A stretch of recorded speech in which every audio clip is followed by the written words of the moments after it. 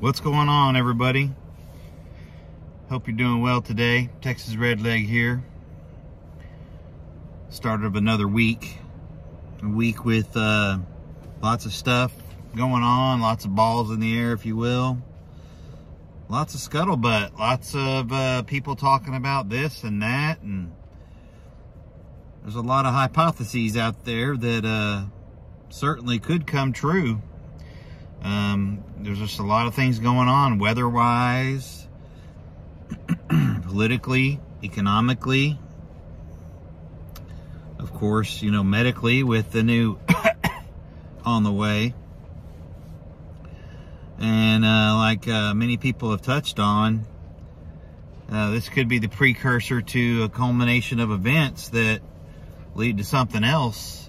Not necessarily talking about SHTF, but it certainly could, you know, be a combination of events that could certainly lead to that, or you know, touch on that, if you will.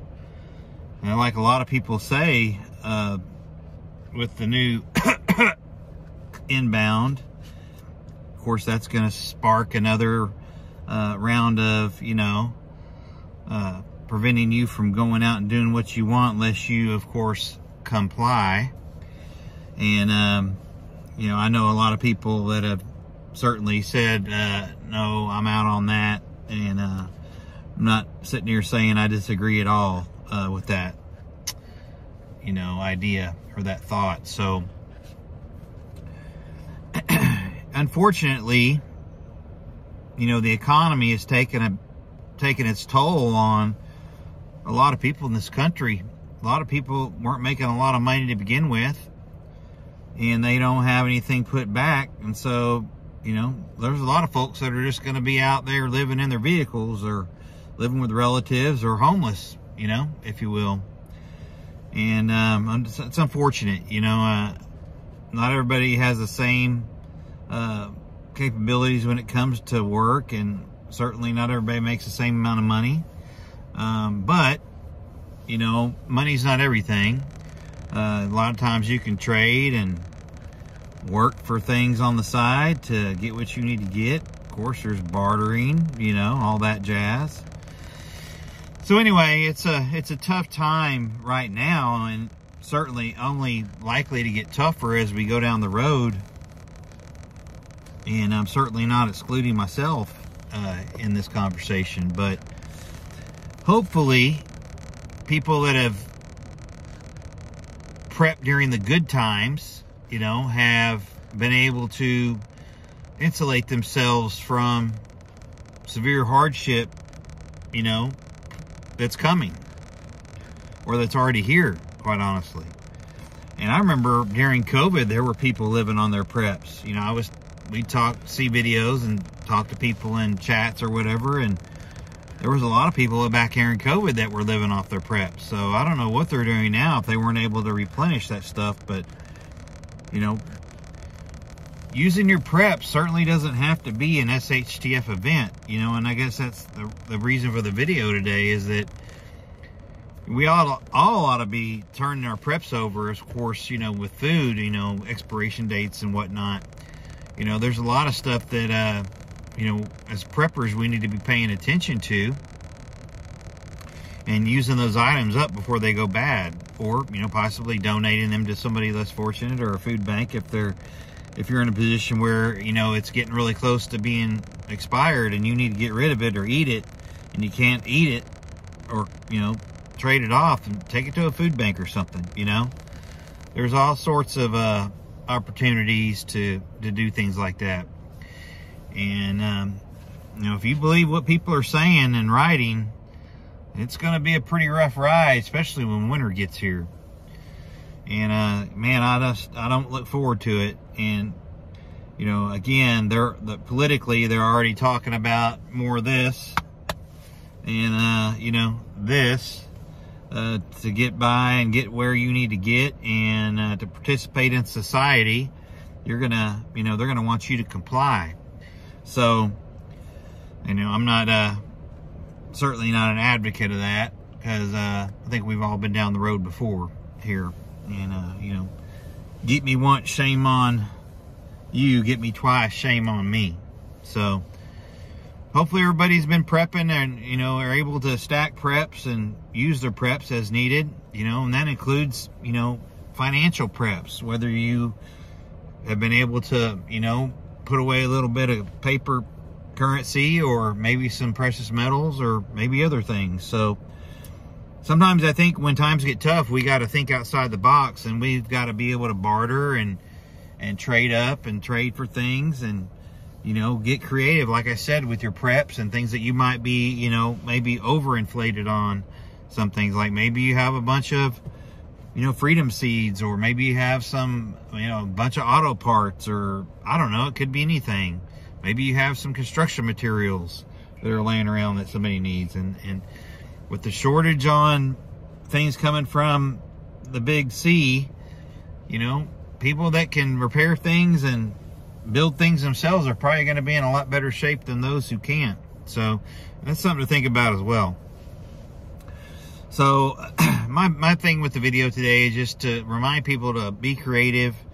You know, I think we've all got an idea of who we can trust and who we can't trust, and, you know, don't cut corners when it comes to you know, hiding your or storing your preps and other things like that. You know, get creative. Be sure that you're thinking about where you're putting things, you know, the right temperature, the right amount of light. You know, make sure that you're putting them in places that you can get to and you're not going to forget about. For those of you that have a secondary location already, that's great. I would be sure that you're going ahead and outfitting those locations with what you need. You know, don't have all your eggs in one basket, if you will. I think that's important. I think that in my particular case, in family that maintain this place together, you know, we pretty much have set this place up where we could be anywhere in the area or in the state, and if something were to happen, we could go straight there. We don't even have to go home. It would be better if you could go home and get some more stuff, but, you know, we've sort of arranged it and modified it in a way where if we got to bug out, if something happens and we're not at home, we're out of town, we can go straight there. We don't even have to go by the house. So, you know, I would think about stuff like that if you can. And again, maybe you have to sit down and write it down, you know, get a plan together, have yourself some maps, have yourself you know, a B and C plan. So, you know, if this route's blocked, you can go here. There's just a lot to think about and a lot to do. Now, you know, I'm not an advocate of hitting the road and just being on the road. That's a pretty dangerous proposition. And I think whether, you know, the only case or scenario that I see you being forced to leave or evacuate, you know, an area would be if you lived in a very, you know, heavily populated urban area, loft or somewhere, downtown somewhere, or if the roads that, you know, you would use are just completely congested and there's nothing you can do to get out, you know, faster or whatnot. So, you know, sheltering in place to me is the smartest move for most scenarios. It's not for everybody. I understand that. You know, your home is your castle. You should be able to fortify that thing like you want it. But again, some people might not be in that situation.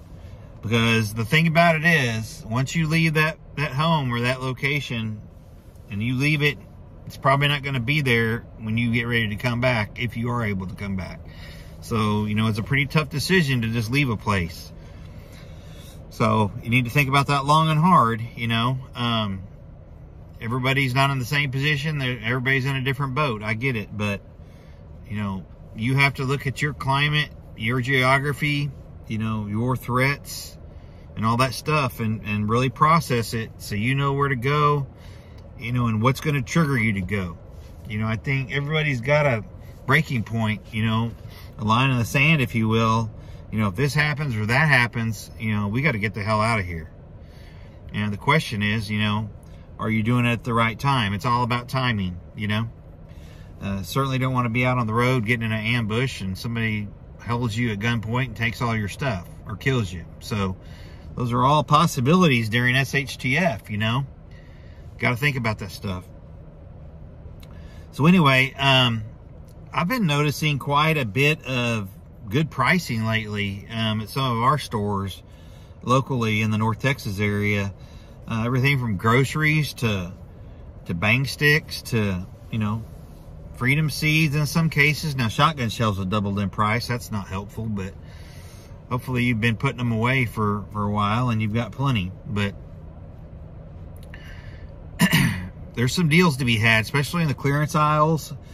And check the Kroger or your regular grocery store clearance aisles too. They've got quite a few things sometimes.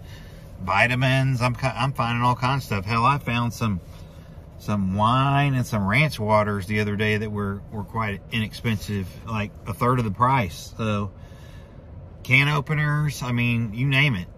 It's just, there's good stuff out there if you look for it, but you got to be willing to put in the time to go down that aisle and look and process it. So anyway, I just wanted to put a bug in everybody's, you know, ear and make them think about things like that, because it's a real deal. And, you know, we don't know when it's going to happen. We don't get to pick the time and place of our incident. It's going to pick us. So try to be prepared for all of it if you can. So with that, everybody keep prepping, stack it deep, and long live the Republic.